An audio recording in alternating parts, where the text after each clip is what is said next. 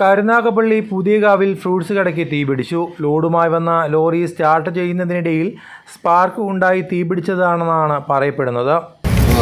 വ്യാപാര സ്ഥാപനങ്ങളിൽ ഇങ്ങനെയുള്ള ഒരുപാട് നഷ്ടങ്ങൾ ഇങ്ങനെ വന്നുകൊണ്ടിരിക്കുകയാണ്. ഇവിടെ അറിയാം, നിങ്ങൾക്ക് ഫ്രൂട്ട്സ് കടയാണ്. ഫ്രൂട്ട്സ് കടയിൽ നമുക്ക് ഇൻഷുർ പോലും കിട്ടുന്ന സംഭവമല്ല, ഇൻഷുർ ചെയ്യാൻ പോലും പറ്റത്തില്ല.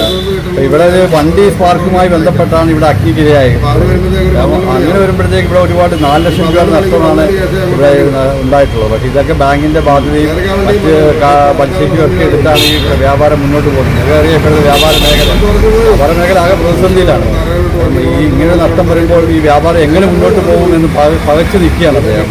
അതിന് ഗവൺമെൻറ്റിൻ്റെ ഭാഗത്ത് നഷ്ടപരിഹാരം എന്തെങ്കിലും കിട്ടുന്ന തരത്തിലേക്ക് പോകണം എന്നാണ് യുണൈറ്റഡ് മർച്ചൻ്റ് ചേംബർ EMC വ്യാപാരി സംഘടന നിലയ്ക്ക് എനിക്ക് പറയാനുള്ളത്.